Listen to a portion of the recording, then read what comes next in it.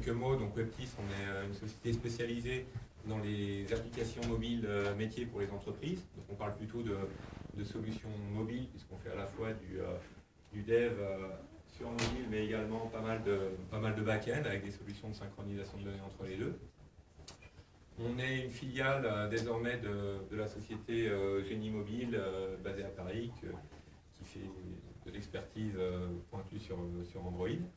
Et donc au sein de la société, on utilise abondamment les technos Google dans toutes nos réalisations.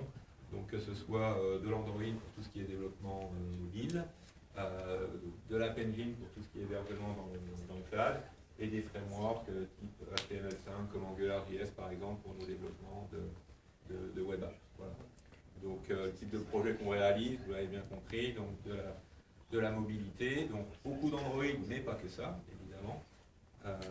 Des moteurs de synchro, des web apps, on intègre de la géoloc, etc.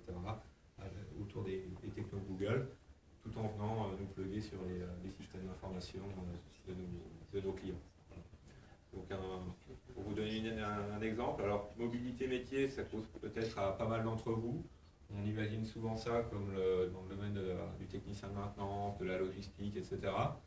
Mais là, le projet que je vais vous présenter, en fait, il est assez original puisqu'on a développé une application métier il y a déjà 2 ans maintenant même, sur des premières tablettes en Android qui étaient en 2, pour une population d'itinérants qui sont des étalonneurs. Alors c'était pour la société Mediapost, ce sont des gens qui collectent et qui qualifient tout un tas d'enseignements sur les boîtes postales et sur les résidences, de manière à rendre cette base après à des fins de géomarketing pour la distribution de courrier publicitaire.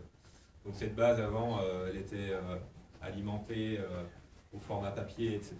Et donc on fait la réalisation d'une application tablette pour mettre à jour en continu cette base. Donc si vous voyez un jour passer devant chez vous un gars avec une tablette dans la main qui regarde bizarrement votre résidence ou votre maison, c'est peut-être un gars de chez Mediapost. Voilà, donc quelques screenshots. Le challenge intéressant sur ce projet, c'est qu'il fallait intégrer, s'interfacer avec le SIG de Mediapost, et donc on a été amené à intégrer un SDK d'une société qui s'appelle Binomad, un SDK de carto vectoriel. Voilà. Et enfin, quelques mots sur le recrutement. On a pas mal de postes ouverts, aussi bien pour des développeurs mobiles, des développeurs web et des consultants ou chefs de projet techniques. Donc si vous êtes intéressé, n'hésitez pas à me contacter, soit par mail, ou on peut en discuter tout à l'heure autour des pizzas. Voilà, merci.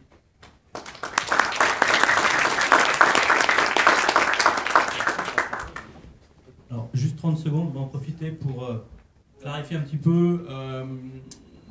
Donc, petite explication, pour ceux qui ne savent pas, en fait, le GDG Paris, c'est une association, anciennement donc le GTUG, et récemment, on a élargi un peu l'équipe. Alors, je demande à l'équipe de venir ici, au moins les membres qui sont là ce soir, pour se présenter brièvement. Donc, Louis, moi, et puis Cyprien qui n'est pas là ce soir, vous nous connaissez, vous nous avez déjà vus, mais je vais laisser la parole aux autres. Donc, bonsoir, moi je suis Thibaut Pouget, donc j'ai rejoint le GDG là en début d'année et je travaille chez Ciriso depuis maintenant presque 1 an. Je suis Ludovic Bory, développeur chez Sphère, SS2I aussi, on fait des technos Google, et depuis 1 an, et j'ai rejoint le GDG aussi en même temps. Donc, voilà. On est présent sur les réseaux sociaux, à fond, si vous avez des questions sur ces technos ou sur les meetups. Et donc Olivier Thomas. Et donc il y en a encore 2 autres qui ne sont pas là ce soir, mais qui seront là aux prochaines réunions. Juste un petit mot aussi, si vous cherchez des stages ou si vous cherchez des stagiaires autour des technos Google, n'hésitez pas à envoyer un petit email à contact@gdgparis.com, on fera suivre. Et pareil, si vous en cherchez, il y a de la demande. Voilà. Merci.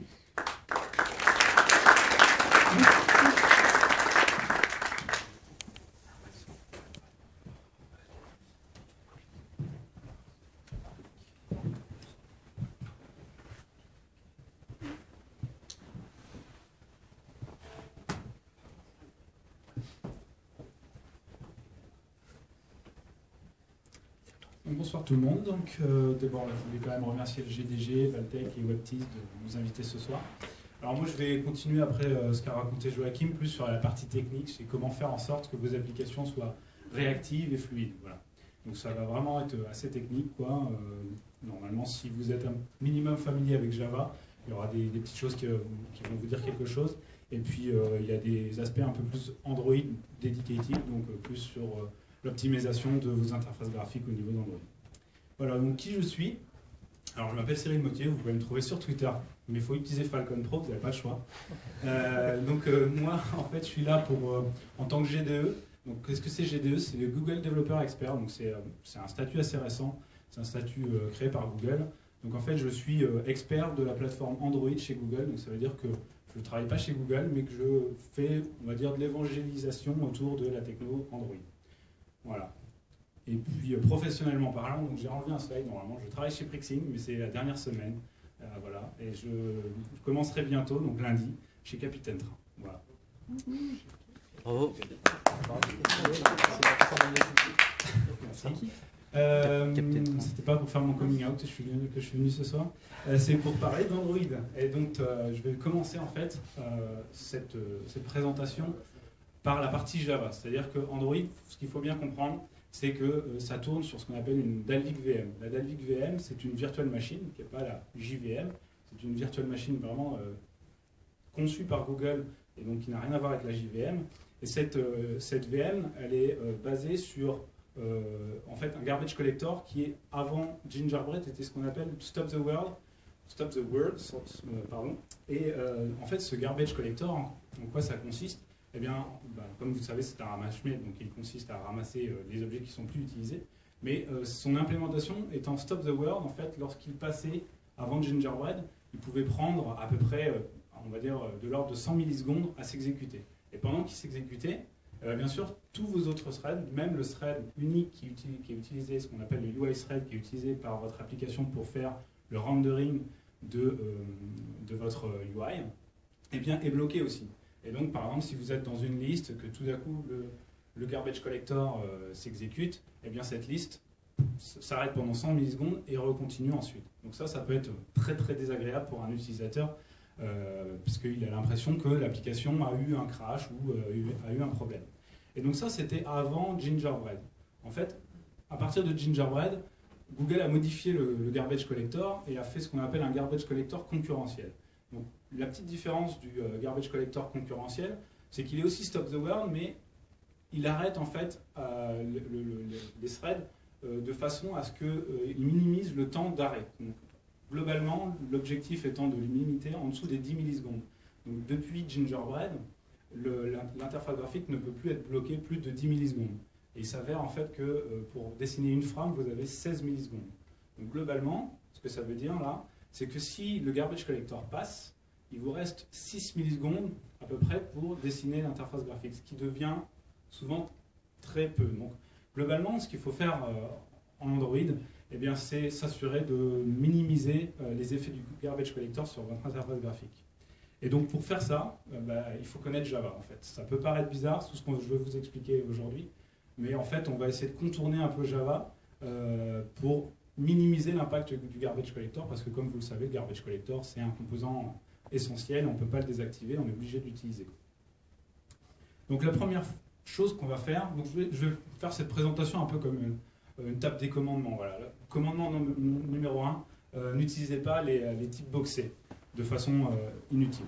Donc, pour bien vous expliquer le problème, j'ai créé quelque chose qui doit vous paraître très familier à vous, développeurs Java. C'est une HMAP dont les clés sont des entiers et dont les valeurs sont des chaînes de caractères.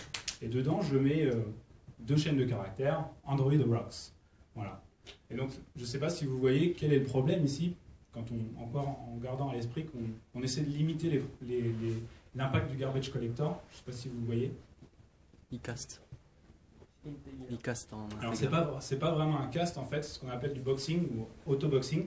Donc, depuis Java 1.5, en fait, ici, on utilise un integer, et donc même si l'objet wrapper integer, et même si on met 665 en dessous qui a un int, en fait, ce que va faire le compilateur, c'est qu'il va remplacer ce 665 non pas par, là dans ce cas-là, 666, non pas par 666, mais par un nouvel integer qui englobe 666. Et donc ça veut dire quoi? Ça veut dire que dès que vous n'avez plus besoin de cette clé, eh bien, vous avez un objet à garbage collecter. Et donc le garbage collector passe et potentiellement bloque votre UI thread. Alors j'ai une petite question, du coup, est-ce que le résultat aurait été différent si j'avais utilisé la clé 42 au lieu de 666? Ouais. Ouais. Et tu sais pourquoi? En fait, il fait pas un integer, il fait un value of et Voilà, un donc cache sur les 128 premières valeurs. Exactement. Donc en fait, pour répéter un peu ce que vient de dire la personne là-bas, donc en fait la réponse c'est pas 42, ça change tout parce que c'est la réponse à l'univers. Non, c'est pas ça. C'est en fait integer. Donc en fait, Google a utilisé, n'a pas réécrit tout le framework Java. Et il s'est basé sur un framework qui s'appelle Apache Harmony. Et dans ce Apache Harmony, si vous regardez le code source de integer, vous allez voir qu'il y a en fait un cache interne qui garde les objets integer de moins 128 à 127. Et en fait, le compilateur ne remplace pas le 666 par un new integer de 666, il le remplace par integer.valueOf, qui est en fait une static factory, et qui retourne des objets immutables qui sont de type integer. Donc ça permet d'éviter ces effets de auto-boxing, auto-unboxing. Voilà, donc là on a bien repéré le problème. Maintenant, comment on peut contourner tout ça? Eh bien, sur Android, vous avez en fait une classe qui est vraiment disponible que sur Android, qui s'appelle SparseArray. Et les SparseArray, globalement, c'est quoi? C'est une HMAP dont les clés sont des int et non pas des integers, et les valeurs sont de type générique, donc vous pouvez utiliser ce que vous voulez. Et donc l'avantage de ça, c'est que vous n'avez plus d'auto-boxing. Donc le seul problème, bien comme je vous l'ai dit aussi, c'est que SparseArray, c'est très pratique, mais si maintenant je veux mettre en clé des booléens, par exemple, eh bien, ou des longues, pardon, en fait, depuis la version API 16, si je me rappelle bien, ouais, c'est ça, exactement. Donc depuis la version 16, vous avez des notions comme long SparseArray. Donc vous pouvez avoir un SparseArray dont les clés sont des longues et dont les objets sont de type de votre choix. Donc c'est disponible depuis la version 16, mais grâce à la Android Support Library, ça a été backporté jusqu'à la version 4. Donc vous pouvez l'utiliser. Et si vraiment vous voulez l'utiliser encore avant ça, en fait vous pouvez copier-coller le code. Bon, après, vous êtes un peu warrior si vous commencez à atteindre API 1, mais si vous voulez vraiment le faire, vous pouvez en collant directement le code. Et vous trouverez également d'autres SparseArray qui sont les Sparse Boolean Array, Sparse Int Array. En fait, ces SparseArray ont comme clé les int et comme valeur des booleans ou des int. Voilà. Donc là, qu'est-ce qu'on va faire? Voilà comment ça va se corriger notre problème. On utilise SparseArray au lieu de HMAP. On utilise donc des int à la place comme clé et des strings comme value. Et donc, grâce à l'utilisation des SparseArray, l'auto-boxing n'est plus du tout fait par le compilateur et donc on n'a aucun problème avec le garbage collector. Commandement numéro 2. Réutiliser autant que possible. Alors là, j'ai mis un exemple de code que j'ai vu beaucoup de fois sur des sites comme GitHub, etc. Donc là, c'est la méthode getView, donc que vous connaissez, j'imagine, à peu près tous. Globalement, lorsque vous utilisez une listView dans votre application, la listView va vous demander qu'est-ce que vous voulez afficher lorsqu'un item rentre à l'écran. Et donc, pour ce faire, elle va appeler la méthode getView. Et donc cette méthode, elle vous permet de créer la nouvelle vue que vous voulez afficher et de donner les datas que vous allez mettre dans cette vue. Donc là, ce que je fais, je crée la vue. Le problème, c'est qu'en fait, je crée la vue à chaque fois que getView est appelé. Or, getView peut être appelé énormément de fois, peut-être 10 fois par seconde si vous allez très vite dans la liste, parce que les items qui rentrent à l'écran arrivent très rapidement. Et donc, pour éviter tout ça, en fait, il faut simplement lire la doc de getView. Si vous regardez, getView dispose d'un attribut qui s'appelle convertView. Et la convertView, quand on la lit, l'objectif de cette convertView, c'est que le système vous redonne en fait des vues qui ne sont plus utilisées. Donc globalement, vous pouvez réutiliser des vues qui sont sorties de l'écran pour les remettre à l'écran. Et tout ce que vous avez à faire, c'est tout simplement s'assurer d'abord que convertView est différent de... Si convertView est égal à nul, et bien là, dans ce cas-là, vous devez créer la vue parce que ça veut dire que le système ne dispose pas de vue à réutiliser. Voilà. Pardon. Hop. Et ensuite, vous pouvez attacher les données. Donc là, dans ce cas-là, j'attache le titre et le sous-titre à ma vue. Et donc grâce à ça, globalement, ce que va faire Android, c'est qu'il va m'appeler cette méthode à chaque fois qu'un nouvel item doit être affiché. Mais globalement, le nombre de vues créées sera, on va dire, égal au nombre de vues qu'on peut avoir à l'écran en une seule fois. Donc ça permet de minimiser à la fois l'impact mémoire et surtout d'éviter de créer des vues qui sont au final présentes à l'écran que très peu de temps. Donc ça, c'est une méthode qui peut être utilisée dans beaucoup d'autres choses que juste ListView. Donc là, c'est un bout de code qu'on voit souvent, dans lequel il faut vraiment utiliser cette méthode.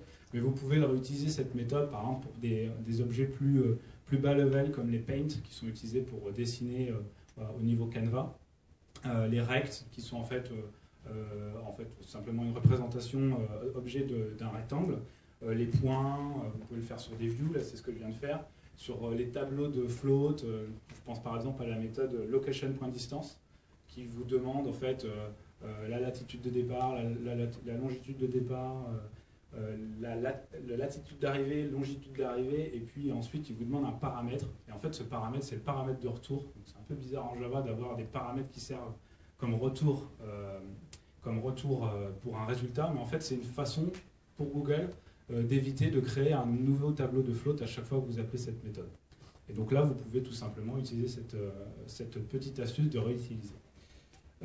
Et aussi, plus récemment, par exemple, dans le framework Maps, je ne sais pas s'il y en a qui l'ont utilisé, vous avez des objets qui peuvent être réutilisés comme les marker options, quand vous voulez créer un nouveau marqueur, ou les polygon options. Enfin, tout ce qui finit par options dans le nouveau framework Maps peut être utilisé comme ça, instancié une fois et réutilisé pour créer N objets. Commandement numéro 3. Tu préféreras toujours les static factory methods au constructeur. Donc là, j'ai présenté un petit code qui est assez classique. C'est la création et l'utilisation, la création d'un message et l'envoi du message. Donc, je ne sais pas si vous êtes assez familier avec les messages. Globalement, les messages, c'est un système de threading de communication inter-thread qui est présent dans Android. Et en fait, vous créez un message dans un thread et vous pouvez l'envoyer dans un autre thread. Donc en fait, c'est simplement un message, c'est une sorte d'action à faire dans un autre thread. Voilà, donc là, ce que je fais, c'est que je crée un nouveau message, je lui dis qu'est-ce que c'est que ce message, je lui passe des infos, et le handler, qui est en fait le réceptacle des messages, je lui dis, voilà, je t'envoie un message. Le seul problème, c'est si ce code-là, il peut être appelé très souvent. Par exemple, on peut utiliser send message à chaque fois qu'on touche à l'écran, donc ça peut peut-être à 60 fois par seconde, quoi. Et le problème, c'est que là, on utilise un new, quoi. Et comme on utilise un new, encore une fois, on peut potentiellement avoir des problèmes de garbage collector. Et donc, la technique, c'est tout simplement d'utiliser ce que j'ai appelé la static factory method. Ici, si on regarde bien la doc de la classe message, on trouve que dedans, il y a une méthode statique, je vais y arriver, qui s'appelle obtain. Et en fait, cette méthode, elle essaie d'abord, avant de créer une nouvelle instance de message, elle essaie de réutiliser des messages. Donc en fait, elle contient un pool de messages qu'elle peut réutiliser. Et si elle n'en a pas, elle va créer en dernier recours un message. Donc ça, c'est vraiment très pratique parce que ça vous permet d'éviter de créer trop de messages qui sont au final juste des objets qui vous permettent de passer de l'information d'un thread à un autre. Voilà. Alors ça, c'est super sympa, mais si vous voulez l'utiliser dans votre application, c'est-à-dire vous créez votre objet à vous et que vous voulez faire un pool de threads, malheureusement, il va falloir tout faire à la main. Et en fait, si vous allez dans le code source d'Android, vous allez voir qu'il y a des classes qui existent, mais qui sont pas private, elles sont cachées. C'est-à-dire qu'elles sont en fait disponibles en tant que classe publique dans le framework, mais que vous n'y avez pas accès au niveau du SDK Android. Donc pour les utiliser, c'est très simple. Vous allez dans le code source d'Android et vous trouvez le package android.util. Dedans, vous allez retrouver un ensemble de classes comme Poolable Manager, Pool, Poolable, Pools, Finite Pool, etc. Il y a aussi Synchronized Pool. Vous copiez-collez tout ça dans votre projet et ensuite vous pouvez réutiliser ce mécanisme de pooling d'une façon très très simple. Enfin, l'API est vraiment très sympa. Je ne comprends même pas pourquoi c'est pas public, mais voilà. Donc si vous voulez vraiment l'utiliser, n'hésitez pas à aller sur GitHub chercher ces bouts de code là. Commandement numéro 4, tu préféreras les variables statiques aux variables temporaires. Donc ça, c'est un petit peu le pendant de ce que je viens de raconter au niveau méthode, mais au niveau variable. Donc encore une fois, un petit exemple. J'ai la méthode onInterceptedEvent, donc qui est une méthode qui est au niveau de view, qui permet de... En fait, c'est appelé lorsque vous touchez l'écran. Voilà, donc ça, touchez ou déplacez votre doigt à l'écran. Donc ça peut être appelé énormément de fois. Dès que vous déplacez un minimum le doigt à l'écran, c'est appelé. Donc globalement, ici, encore une fois, il y a un problème. Je ne sais pas si vous l'avez vu. Comment d'un point de vue garbage collector, est-ce que vous voyez un problème? Chaque fois qu'on touche l'écran, on Mieux, fait un toujours, voilà. Toujours la création. Donc en fait, au final, ça peut paraître bizarre, hein, mais ce que je suis en train de vous raconter, c'est qu'il ne faut pas faire de l'objet quoi, sur Android. Alors en fait, ce qu'il faut bien comprendre, c'est que le new, oui, il faut essayer de le limiter, mais il faut le limiter dans des circonstances où on est dans des méthodes critiques. Voilà. Et là, typiquement, on est dans ce qu'on appelle une méthode critique qui est appelée énormément de fois. Donc c'est dans ce cas-là où il faut vraiment essayer de minimiser un maximum l'utilisation de new, de la création et de l'allocation d'objets. Donc comment faire? Eh bien, tout simplement, on crée un rect qui est en fait ce que j'appelle une private final rect frame rect. Donc je crée une variable rect qui est réutilisée. D'ailleurs, j'ai oublié le mot statique si je veux coller avec ce que j'ai dit. Et en fait, on réutilise cette instance de rect à chaque fois, toc, au lieu de créer un nouveau rect. Alors vous allez me dire, tout ça c'est cool, mais si j'ai en fait ma variable qui est mFrameRect qui est utilisée par 2 threads, alors là j'aurai des problèmes de synchronisation parce que j'utilise une variable qui est utilisée par 2 threads différents. Donc on peut commencer à faire du synchroniser tous les appels, mais bon ça peut provoquer, ça peut être déjà difficile à gérer et ça peut provoquer ce qu'on appelle des deadlocks. Donc pour éviter tout ça, ce que je vous conseille, si vraiment vous avez besoin, c'est d'utiliser ce qu'on appelle la thread local. Donc vous pouvez en fait créer des instances de rect qui seront uniques par thread. Et comme ça, vous réutiliserez cette unique thread par thread au niveau de votre méthode critique. Là, dans ce cas-là, pourquoi j'ai pas fait ça? En fait, ça marche très bien comme ça. C'est parce que en fait, onInterceptedEvent, c'est une méthode du UI Toolkit. Et en fait, tout le UI Toolkit s'exécute dans un thread unique qui s'appelle le UI thread dont je vous ai parlé tout à l'heure. Donc il n'y a aucun problème pour que mFrameRect soit touché ou utilisé par 2 threads différents. Commandement numéro 5. Tu te rappelleras que les strings sont éligibles au garbage collector. Alors ça, c'est un code. On revient un petit peu sur ce qu'on a pu présenter tout à l'heure. On est sur un adapteur, donc un cas très classique, puisque dès que vous avez une ListView, vous avez un adapteur. Sauf que là, on est sur un cursor adapteur. Donc le cursor adapteur, c'est en gros,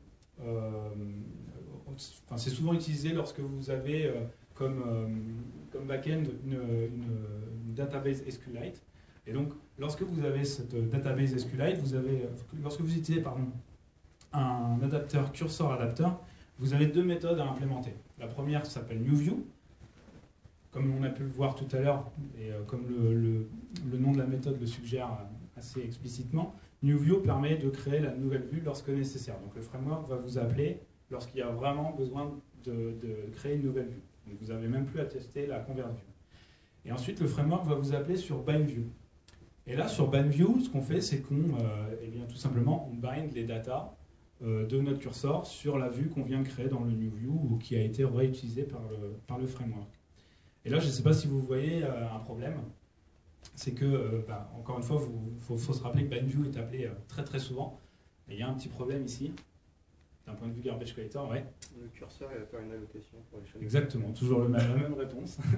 C'est une allocation, en fait, getString ici, si vous allez dans le code source, mais ça descend très bas parce que ça vient dans du code JNI, en fait, on crée une nouvelle instance de string à chaque fois qu'on fait un getString ici. Alors, vous allez me dire, mais comment on peut éviter de créer des strings? Eh bien, en fait, depuis la première version d'Android, il existe ce qu'on appelle un char array buffer qui a été spécifiquement conçu pour ça, pour éviter de créer des strings. Globalement, c'est quoi un char array buffer? C'est un tableau de char.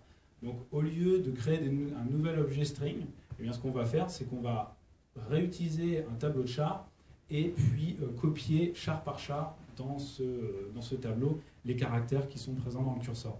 Et donc là, notre bindView, il grossit un petit peu, bien sûr, mais globalement, c'est assez simple. Voilà,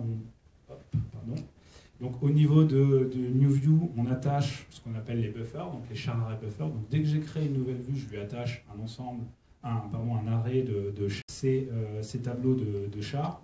Et puis là, je copie, grâce à la méthode copyString2Buffer, qui est présente dans le curseur.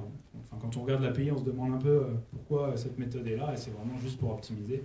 En fait, on copie le contenu de la colonne SQLite au niveau du buffer, et enfin, on assigne ce buffer à la TextView. Alors, je pense que vous voyez un petit problème, c'est que char_array_buffer, contrairement à string, c'est pas un objet immutable. Donc string, c'est quand même très pratique, c'est que une fois que vous avez une nouvelle string, vous ne pouvez pas la modifier. C'est plus possible. Et là, en l'occurrence, si vous commencez à toucher au tableau de char qui est présent dans title buffer ou subtitle buffer, vous pouvez le faire sans problème.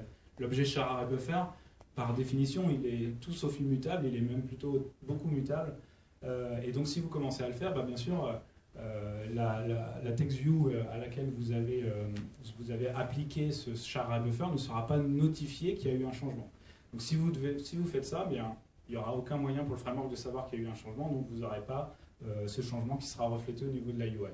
Si vraiment vous changez le char_array_buffer, eh bien, il faut le réappliquer au niveau de la TextView via un set texte.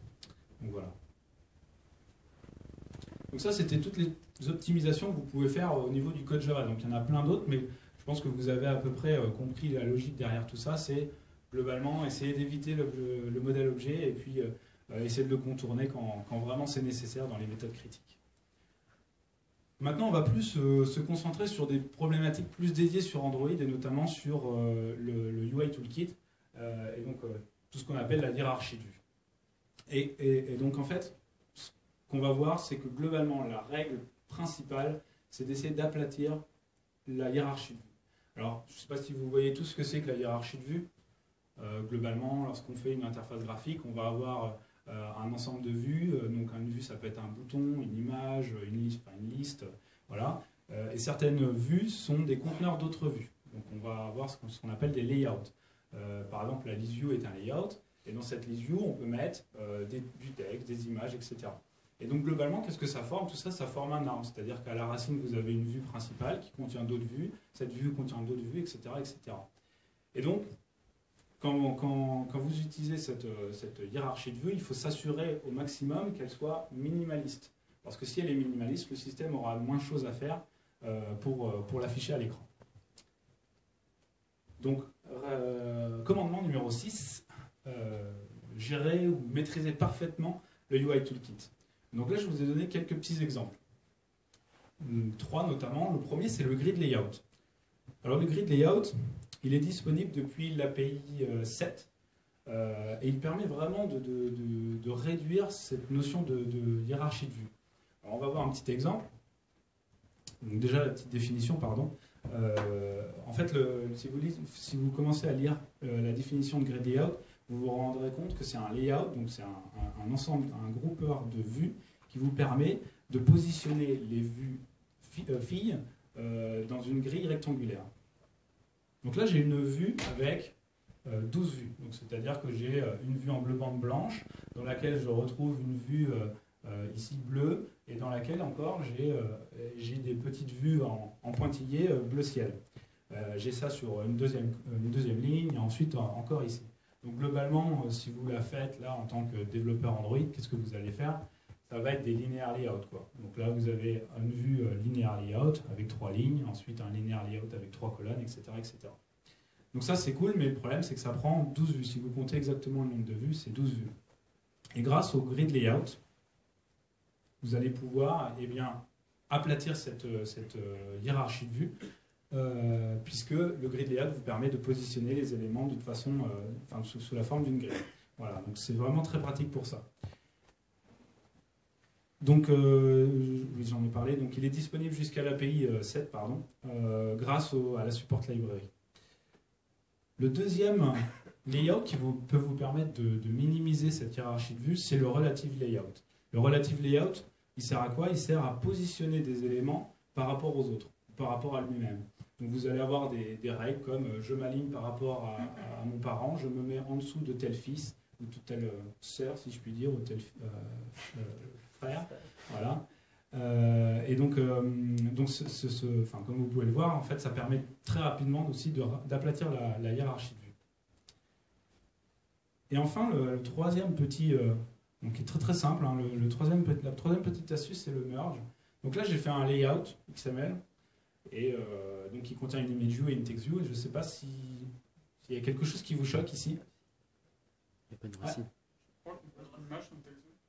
Pardon? On peut mettre une image dans une text view. Ouais, il y a ça, mais Une sinon racine. d'un point de vue XML, Une racine. voilà, il n'y a pas de racine. En fait, si vous regardez la documentation de XML, donc les spécifications d'XML, vous devez avoir une racine unique. Et là, en l'occurrence, on a deux racines qui sont ImageView et TextView, donc ça ne colle pas. Donc comment faire? Eh bien, on place le viewgroup qu'on souhaite autour. Donc en fait, c'est pour revenir un peu sur ce que tu disais, on peut mettre bien sûr un icône dans une TextView. Le seul truc, c'est qu'au final, ça revient à mettre un linear layout autour. Si je veux faire une TextView sur une ImageView, je suis obligé de mettre un frame layout autour. Je ne pourrais pas le faire avec juste une TextView. Et donc, si je fais ça, le problème, c'est que j'ai créé un frame layout ici, juste pour, au final, passer au-dessus des limitations d'XML. C'est juste parce que XML ne permet pas d'avoir plusieurs racines à la racine d'un fichier que j'ai été obligé de créer ce viewgroup englobant. Et donc, heureusement, ce que fournit le framework Android, c'est la balise merge. Le tag merge, en fait, il n'est pas du tout interprété par Android, et il permet juste de dire à Android, en fait, tout le contenu qui est ici, tu l'attaches aux parents. Mais tu n'inflates pas, tu ne crées pas une vue qui s'appelle merge. Il n'y a aucune vue qui s'appelle merge. Voilà, donc ça permet vraiment d'aplatir la hiérarchie de vue juste en supprimant un viewgroup qui n'a aucune utilité, si ce n'est bypasser les problèmes les spécifications d'XML. Commandement numéro 7, tu n'hésiteras pas à faire tes propres vues. Alors ça, c'est pour moi un des aspects majeurs. Donc pour prendre un exemple, ça ne va pas trop vous servir pour l'instant, parce que si je fais Avelib bientôt, mais voilà, c'est Avelog, donc c'est une application que j'ai créée il y a à peu près 7 mois, je pense, parce que j'habite à Lyon, et donc en fait j'avais un problème, à peu près les mêmes problématiques que j'ai avec Kim, c'est que j'avais rien qui me plaisait, donc j'ai fait une application qui s'appelle Avelog et qui permet d'avoir la disponibilité des Vlog, l'équivalent des Vlib en fait à Lyon. Et donc si vous regardez en fait cette application, dedans vous retrouvez ce que j'appelle un header dans la liste view. Alors ça paraît tout bête, mais globalement, comment créer cette chose-là? Est-ce que les développeurs Android qui sont présents dans la salle savent comment créer cette chose-là de la façon la plus optimisée possible?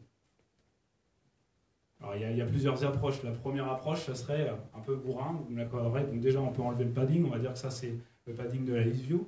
Et l'objectif, c'est de faire ça. Alors la première approche, c'est de faire un linear layout avec une text view et une vue qui ne permet que d'avoir le trait rouge. Voilà. Donc on aurait 3 vues pour représenter juste ça. Donc c'est quand même assez lourd. On peut aussi utiliser juste une text view avec comme background un 9-patch, dont on a parlé un peu Joachim tout à l'heure. Donc globalement, le 9-patch, on va dire, c'est une ligne rouge qui s'étire sur toute cette zone-là. Le seul problème, c'est que votre designer, un jour, il va vous dire le rouge, ça ne me plaît pas. Il va falloir refaire tous les 9-patchs. Et là, je peux vous assurer que c'est très très très chiant à faire, surtout quand vous voulez gérer toutes les densités, voilà, tous les terminaux qui peuvent exister sur Android. Donc c'est une option qui vous permet d'avoir qu'une vue, mais au final, elle est très vite bloquante si vous voulez changer rapidement les couleurs.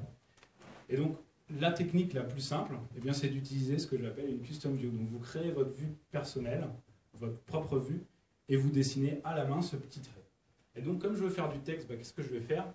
J'hérite de TextView parce que c'est la vue dans Android qui vous permet de dessiner du texte et d'afficher du texte. Dans cette vue-là, je remets exactement les constructeurs comme ils existent dans la classe TextView. Et puis au niveau du code de cette application, de cette vue, je crée une méthode setUnderlineHeight. Donc comme ça, je peux choisir la hauteur du trait inférieur à ma guise. Je peux changer la couleur également à ma guise. Et enfin, le gros du code se trouve au niveau, du onDraw. Donc le onDraw est appelé par le framework lorsque vous voulez dessiner la vue. Et donc ce que je fais, c'est que j'appelle le super.onDraw, qui va en fait dessiner le texte. Et ensuite, je dessine moi-même cette fameuse ligne qui se trouve juste en dessous. Alors là, comme j'ai utilisé le padding, en fait, c'est pour éviter d'avoir à implémenter le on-mesure, toutes ces petites choses-là. Donc en fait, j'utilise le padding pour dessiner ma vue dedans. Voilà. Et donc en fait, ce que je me suis rendu compte, c'est que les développeurs, ils sont tous un peu feignants. Et en fait, c'est exactement la définition d'être français, oui. Et donc, il ne faut vraiment pas hésiter à faire ça. Si vous avez besoin, vous allez juste dans le framework, vous allez utiliser des classes qui sont très connues, qui s'appellent View et ViewGroup. Enfin, vous ne pouvez pas passer à côté. Et en fait, si on va dans le framework, on se rend compte que ces classes, elles sont vraiment faites pour ça. Elles sont faites pour être héritées, pour être retournées dans tous les sens. Vous pouvez faire ce que vous voulez avec. Il n'y a aucun problème. Elles sont faites pour ça et il ne faut vraiment pas hésiter à le faire. Et lorsque vous faites ça, en fait, si vous commencez à descendre à ce niveau-là, donc faire des vues personnalisées, vous avez accès à des optimisations beaucoup plus poussées, comme vous pouvez activer du clipping. Donc, le clipping, en gros, vous allez dire au système, ça ne sert à rien de dessiner cette partie de la UI parce que de toute façon, elle est cachée par une autre vue. Donc tout ça, c'est optimisé, ça vous permet d'éviter ce qu'on appelle l'overdraw. Donc vous ne dessinez pas des choses qui ne sont pas visibles. Vous pouvez avoir accès à beaucoup de fonctionnalités, comme éviter de dessiner une couleur transparente, donc ça peut paraître bizarre, mais le transparent est dessiné en fait sur Android. Donc si vous dessinez du transparent sur du transparent, même si ça ne se voit pas, en fait c'est compté comme s'il dessinait Android. Donc voilà, donc grâce à ça, vous pouvez éviter tout ça, parce que vous le faites vraiment, vous êtes bas niveau et vous pouvez éviter de faire des choses comme ça. Voilà, donc ça c'était toute la partie layout. Et puis on va continuer maintenant, même terminer je dirais, sur toute la partie threading. Donc, on a vu comment éviter que le garbage collector passe. On a vu comment s'assurer qu'Android dessine le plus rapidement possible votre hiérarchie de vue. Mais maintenant, il y a quand même une petite chose qu'on n'a pas vue, c'est que si on bloque le thread qui est utilisé par Android pour dessiner cette hiérarchie de vue, eh bien sûr, il y aura un problème de performance. Et donc, globalement, l'astuce, c'est quoi? C'est de tout externaliser ce qu'on appelle le main thread. Commandement numéro 8. Ne bloquez pas le main thread. Alors là, je vous donne quelque chose que vous pouvez prendre comme vrai, c'est même sûr, c'est que tous les événements, donc que ce soit les événements de dessin, les événements de touch, les événements, quand vous touchez à l'écran, tout ça, tout est dispatché au niveau du main thread. Donc si vous le bloquez, voilà ce qui va se passer. En fait, le main thread est en fait une boucle événementielle dans laquelle vous avez une queue. Et dans cette queue, vous pouvez placer en fait des événements qui sont en fait souvent représentés sous la forme de messages. Et donc là, si je commence ma boucle événementielle s'occupe de processer ce message. Le problème, c'est que là, je commence à recevoir d'autres messages, alors que je n'ai pas fini d'exécuter ce message. Donc là, globalement, on est en présence de quoi? On est en présence d'un lag, parce que le main thread n'a pas eu le temps d'exécuter le message précédent, et devrait déjà s'occuper des messages suivants. Et donc à cause de ça, là, on est en présence d'un lag, et c'est vrai, typiquement ce qu'il faut éviter. Et donc, pour les éviter, globalement, il y a 3 trucs à éviter. C'est au niveau du measure, du layout et du draw. Donc ce sont les 3 passes de rendering d'Android. Le measure, c'est tout simplement une passe qui permet à Android de savoir la taille de chaque vue.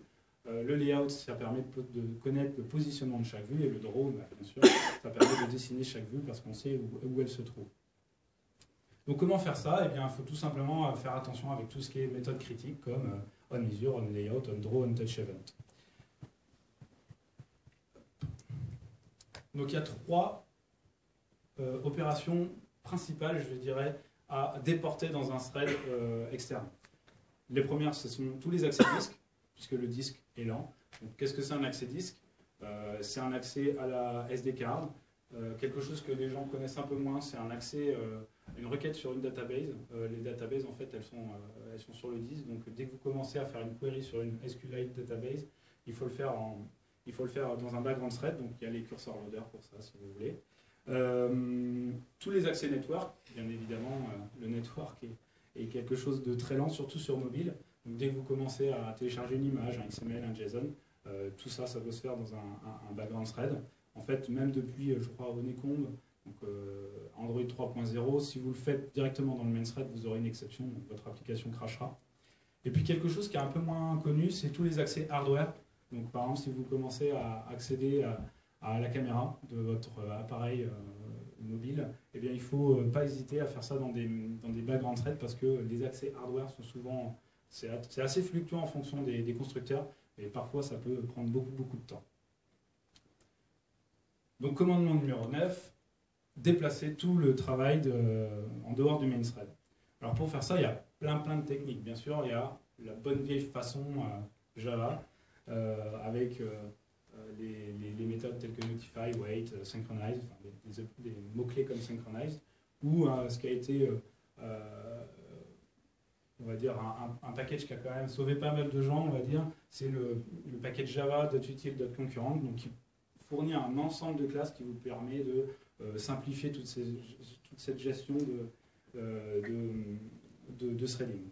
Donc ça c'est cool, mais le problème c'est quand même c'est assez... enfin, moi je considère que c'est quand même assez facile de faire des erreurs avec ça, c'est assez dur à gérer. Donc je le considère que c'est juste pour les moustachus et les barbus. Voilà. Mais moi je suis plutôt de ce genre-là en fait. Et donc voilà, donc j'utilise les méthodes Android qui sont les handlers, les async tasks, les loaders et les intent services. Alors les handlers, comme je vous disais, en fait les handlers c'est simplement des reset tags pour les événements dans des boucles événementielles. Donc c'est très pratique pour faire transférer de l'information d'un thread à un autre. Les async tasks, elles sont assez pratiques quand vous avez une action juste unique à faire, c'est-à-dire je veux juste télécharger une image et après j'en ai plus besoin. Vous lancez une async task, en fait le framework va s'occuper de tout faire en background et il va vous callbacker dès que la tâche est faite au niveau du main thread. Les loaders donc, ont été introduits assez récemment avec Honeycomb, permettent de faire beaucoup de choses, mais au final, ils servent surtout en pratique, ils servent qu'à une chose, c'est de faire les appels sur les queries sur les databases. Et enfin, les intent services, qui sont des services dans lesquels on fait tourner un background thread. Parce que ce que peu de gens savent, en fait, c'est que le service, même si c'est en fait un élément qui tourne en tâche de fond, il tourne dans le main thread. Donc, si vous commencez à faire des choses qui bloquent le main thread au niveau d'un service, eh bien, vous aurez des problèmes de ANR, ou Application Not Responding, ou bien sûr de blocage de votre UI. Donc il ne faut pas hésiter à utiliser Intent Service qui est vraiment fait pour ça. Voilà, donc en fait, là, je terminais avec juste une petite partie qui est, globalement, tout ce que j'ai dit, c'est il faut faire moins et le faire de façon appropriée, quoi. Donc n'hésitez pas à cacher les valeurs quand vous pouvez. C'est exactement le cas ici. Si on reprend cet exemple-là, on se rend compte qu'on fait souvent la même chose. C'est tout simplement qu'à chaque fois qu'on a un getView, on réexécute le findView by ID. Je peux vous montrer. Toc. Ici et ici. Et à chaque fois, on reparcourt la hiérarchie de vues pour retrouver ce findView, l'emplacement de cette vue et une référence sur cette vue. Donc comment faire en sorte de minimiser tout ça? C'est de le cacher. Donc voilà comment on peut faire avec le pattern, ce qu'on appelle le viewholder. On crée une classe statique dans laquelle on a deux références vers des TextView. Toc.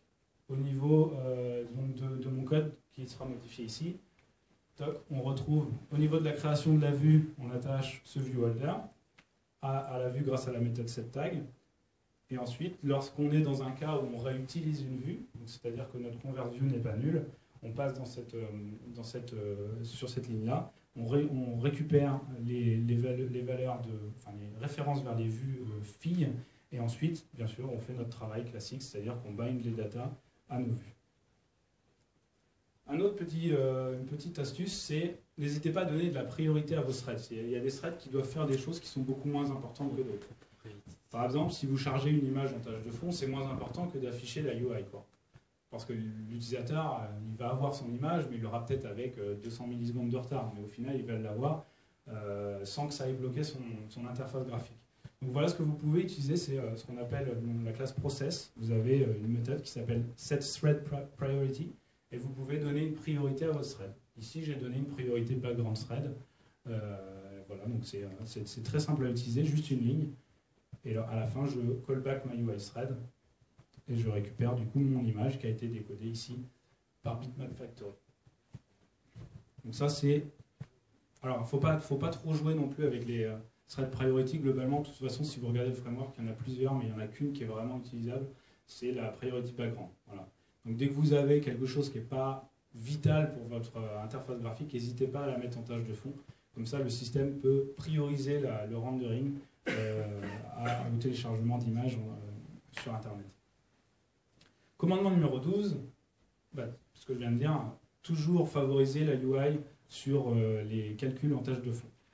Et notamment dans le cas d'ElysView, en fait, on se rend compte souvent que les applications, quand elles rament, c'est souvent au niveau d'ElysView parce que les développeurs font beaucoup de choses en tâche de fond pendant que la ListView scroll ou ce qu'on appelle fling, c'est-à-dire qu'on la jette très rapidement.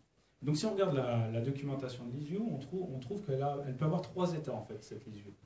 Le premier état, c'est ce qu'on appelle le idle.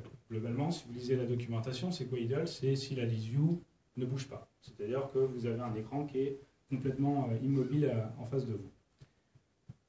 Le deuxième état, c'est ce qu'on appelle le touch scroll. Touch scroll, c'est lorsque l'utilisateur appuie à l'écran et commence à scroller son doigt au niveau de l'écran, mais sans lâcher son doigt. Et enfin, le fling. Le fling, c'est lorsque l'utilisateur a touché à la ListView et il commence à lancer très vite. Et donc, à la manière un peu d'un mobile que vous pouvez jeter par terre, vous allez avoir un glissement avec un frottement qui va faire qu'au bout du compte, en fait, la ListView va s'arrêter d'elle-même. Et donc là, c'est exactement le moment où on doit prioriser la UI sur ce qu'on doit faire en tâche de fond. Donc c'est vraiment le moment pour bloquer tous les threads qui peuvent, par exemple, télécharger des images en tâche de fond. Donc là, je vous présente un code tout simple. Je récupère ma ListView, je lui donne un scroll listener. Et dans ce scroll listener, je vais être notifié par le système d'un changement d'état, donc fling, touch scroll ou idle. Et donc c'est à ce moment-là que je peux mettre en pause ou pas tous mes background threads. Et là, dans mon cas, par exemple, c'est un code assez simple. J'ai un image loader qui s'occupe dans mon application de télécharger toutes les images en tâche de fond. Et donc, lorsque j'ai une ListView dans mon application qui commence à être en mode fling, eh bien, je mets cette image loader en pause. Voilà, donc c'est vraiment avec 3 lignes de code, on peut faire en sorte qu'il n'y ait aucun lag, même surtout quand on fling. Voilà, donc on set le listener et on pose ou unpose l'image loader. Voilà, donc je vais finir avec une conclusion rapide. Globalement, comment faire en sorte que votre application soit fluide et réactive? Eh bien, c'est en suivant ces 4 règles-là. Ne bloquez pas le main thread, parce que, encore une fois, c'est le main thread qui permet de calculer et de rendre toute votre interface graphique. Donc, évitez de faire tout ce que vous... évitez de faire le maximum de choses au niveau du main thread. Aplatissez votre hiérarchie de vue, parce que, encore une fois, moins vous en faites, plus le système va le faire vite. N'hésitez pas à faire du lazy loading et à réutiliser dès que c'est possible. Donc attention avec les problématiques aussi de reuse, ça veut dire potentiellement que votre information n'est pas forcément à jour. Donc il faut faire attention avec le reuse, que ce ne soit pas utilisé par 2 objets par exemple. Et enfin, n'hésitez pas à prioriser les tâches. C'est-à-dire que pour moi, je pense que c'est important aussi pour l'utilisateur, l'interface graphique, elle arrive avant toute chose. C'est vraiment l'interface graphique que l'utilisateur voit et ce n'est pas du calcul en tâche de fond qui l'importe. Voilà, donc c'était ma petite touche sur les questions performance. Voilà. Merci. Si vous avez des questions.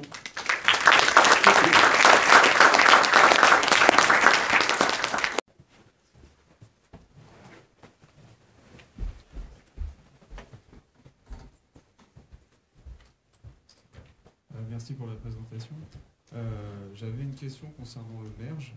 Oui. Ça a été un peu rapide pour moi. C'est dans quoi c'est mergé? C'est dans quel type de layout? C'est un frame layout derrière?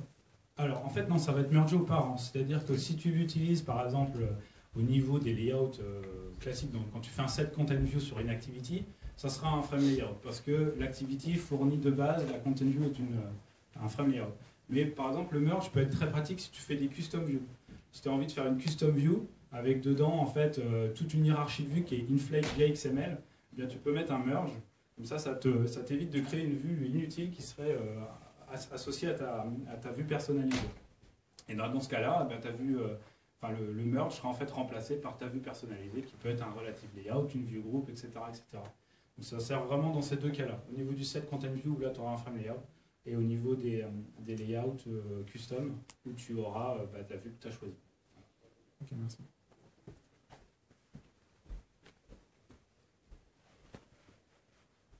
Merci pour la présentation. J'ai une petite question aussi. Nous avons parlé de 3 types de rendus pour faire la vue personnalisée dans le header de liste. Il y en a un 4e que je voudrais évoquer et savoir comment il se positionne au niveau performance. C'est l'utilisation des drawable XML. Tu veux dire, donc tu parlais en fait, tu peux répéter la question, c'était par rapport aux 3 états de la liste? Non, l'exemple du header personnalisé avec le D'accord, ok. voilà. Oui, donc alors la question c'était est-ce que c'est possible par exemple avec le header d'utiliser une autre technique qu'une vue custom, c'est un drawable. Alors oui, c'est possible d'utiliser un drawable, en fait je l'avais dans mes slides. Le seul truc c'est que du coup là si tu fais ça, eh bien tu vas devoir créer un drawable plutôt qu'une vue custom. Et donc un drawable en général tu vas déporter, enfin la logique en général de choisir la hauteur d'un soulignage, la couleur, etc. se trouve plus au niveau de la vue, enfin si tu regardes le framework Android, c'est plus au niveau de la vue qu'au niveau des drawables qui sont souvent presque immutables, quoi. Donc on peut bien sûr créer un drawable XML. Le seul problème après ça va être comment faire en sorte qu'il soit variable en hauteur. Normalement dans les drawables XML il y a ce qu'il faut, on définit... En fait tu as une notion d'inset mais tu n'auras pas un inset variable. Tu vas pouvoir dire je mets un inset en haut. Là dans mon cas j'ai un inset en haut. Donc si je veux mettre un truc variable en fonction de la taille du texte, je ne pourrais pas m'assurer que ça soit variable cet inset, quoi. C'est juste ça le problème, je pense. Je vois, ouais, c'est en effet que c'est un petit peu limité. Bah, en fait, oui, donc dans le framework, il y a un ensemble de classes qu'on appelle les drawables qui permettent de représenter tout ce qui est dessinable. Et dedans, donc, on retrouve plusieurs drawables. Donc, les 9patch sont une forme de drawable, les bitmaps, etc. Et on retrouve aussi des drawables qui sont des formes.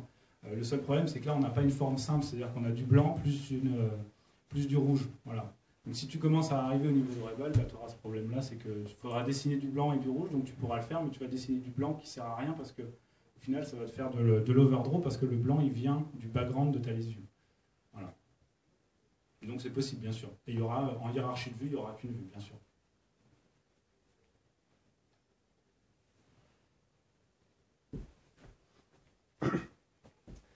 Alors moi ma question c'est est-ce que c'est plus intéressant et sinon pourquoi de construire une vue de manière programmatique plutôt que passer par le XML? En gros faire un set content view plutôt que créer complètement le layout et le remplir. La question c'est est-ce que c'est dans le cas d'une activité? Dans le cas d'une activité voilà. par exemple. Donc dans le cas d'une activité, est-ce que c'est plus intelligent de faire la vue via code ou via XML? Alors là, c'est un point de vue personnel. Personnellement, je préfère de loin tout déporter dans le XML parce que ça sépare vraiment la vue de la logique de ton application. Mais au niveau performance? Au niveau performance, c'est exactement la même chose. Enfin, c'est minime, c'est-à-dire que tu passes par donc une autre classe qui s'appelle le layout inflator qui doit lire un binaire XML, mais au final, c'est pas le XML qu'il est en train de parser. En fait, c'est un binaire qui a été précompilé par ADT, etc. Donc il y a très très peu de perte de performance là-dessus, c'est vraiment pas un problème, quoi. Donc il ne faut pas hésiter à déporter tout ce qui est possible au niveau du XML parce que le XML il va découpler votre présentation de votre logique, quoi. Voilà, donc mais bien sûr tout est possible, tout ce qui est possible en XML est possible en Java. Par contre, c'est pas l'inverse, c'est-à-dire que Java est un surset de XML en global. Donc tu pourras faire plus de choses en Java, mais globalement, il doit y avoir peut-être 1% des méthodes qui ne sont pas disponibles via XML. Il y a un truc que je voulais juste rajouter sur ce que tu disais au niveau du choix XML ou programmatique. C'est que quand tu fais du XML, tu gères des ressources. Du coup, il y a l'OS qui gère pour toi toute l'abstraction de landscape et de problèmes de multiscreen. Donc voilà, donc, je répète peut-être. Voilà, donc comme disait Eyal, ce que j'ai oublié de dire, c'est que quand on utilise du XML, le grand avantage, c'est qu'on se base sur ce qu'on appelle le resource switching mechanism. Donc dès que vous êtes sur tablette, vous pouvez avoir un layout qui est propre à tablette. Si vous êtes sur mobile, vous pouvez avoir un layout qui est propre à mobile. Si vous voulez un layout portrait, landscape, etc. Enfin, voilà. Donc, dès que vous êtes en XML, ressources en global, vous pouvez utiliser ce système-là qui est très pratique pour faire des layouts qui sont propres à une plateforme en particulier ou un device en particulier. Bonsoir. Juste une petite question parce que j'ai le souvenir que dans le blog de Romagui, il a fait un article sur Falcon Pro justement. Oui. Et à un moment, il parlait de l'overdraw et de la transparence dans les non-patch. Oui. Et lui disait justement qu'un non-patch qui était transparent ne serait pas redessiné. J'ai cru comprendre le contraire dans ce que tu as dit. Non, alors moi c'est au niveau de la couleur transparente. Donc oui, au niveau des 9 patch, donc il y a une optimisation qui a été faite récemment, je crois que c'est depuis la 4.0, dont parlait Romain sur son blog. En fait, ce que va faire le framework, c'est qu'il va couper, si c'est possible, donc couper toutes les parties transparentes. Donc il va faire des 9 parties qui seront étirées, et s'il y a des parties transparentes, il ne va même pas les dessiner. Par contre, si tu commences à dessiner une couleur transparente, donc tu fais un draw color au niveau du canevas transparent, là il va le dessiner, quoi. Donc c'est là que je parlais qu'il y a un petit problème. Donc j'en ai parlé à Romain, et donc il y a plusieurs trucs assez techniques pourquoi il le dessine, mais c'est au cas où tu as des paints, etc. sur ton rectangle, mais globalement du transparent est dessiné quand c'est une couleur. Par contre, il sera évité quand c'est un 9 patch. Oui. Ok, merci. Donc oui, donc une autre optimisation encore quand vous faites des vues personnalisées ou des 9 patch, c'est de minimiser aussi vos 9 patch, parce que le framework, il va en fait minimiser la taille de je vais bien le faire. Pardon. Le framework, avec des petits 9 patch, donc le framework va s'assurer que la partie extensible et la partie à dessiner soient minimales aussi. Donc ça minimise l'overdraw et donc ça minimise le temps pour dessiner une frame et pas avoir de drop de frame. En fait, tu parlais des asynchronismes, des oui. threads, et tu mentionnais les services et les async tasks. Et je voulais savoir quels sont les dangers d'utiliser des async tasks, en particulier si tu kills l'activité et killée avant que l'async task se termine. Alors, les dangers d'utiliser des async tasks. Alors, en fait, une async task, globalement, c'est quoi? C'est juste un thread qui démarre, qui fait sa tâche et qui s'arrête. Voilà. Il faut juste le voir comme ça. Le seul problème, c'est en fait, c'est pas un problème d'async task, c'est un problème de Java. C'est-à-dire que si tu utilises une async task qui a une référence vers une activité, et bien là, lorsque l'activité est tuée, il y a un problème. C'est-à-dire qu'elle garde cette référence sur cette activité tuée et donc peut callbacker une activité qui n'est plus visible à l'écran. Donc là, c'est pas un problème d'async task, en fait, c'est un problème de Java. C'est-à-dire que normalement, pour faire ça proprement, ce qu'il faudrait faire, c'est que dès que l'activité est tuée, il faut dire à l'async task, moi je suis tué, tu enlèves toutes les références vers moi et tu arrêtes ton travail si tu peux pas. Voilà. Donc il n'y a pas de problème avec ça, globalement à cause de l'async task. C'est vraiment un problème de Java. Voilà. Et donc ça arrive assez souvent parce que les développeurs se disent bah ouais mais j'ai pas de référence, en fait c'est une async task qui est en inner class, qui n'est pas statique, et donc si c'est une inner class non statique, et bien en fait automatiquement il y a une référence implicite vers la outer class qui est l'activité. Donc c'est là qu'on a un problème, c'est qu'on a une référence d'async task vers activity qui devrait être supprimée au onDestroy de l'activité et qui n'est pas fait.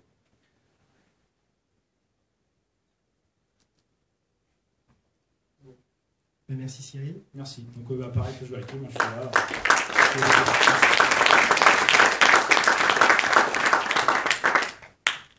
Bon, les pizzas sont là.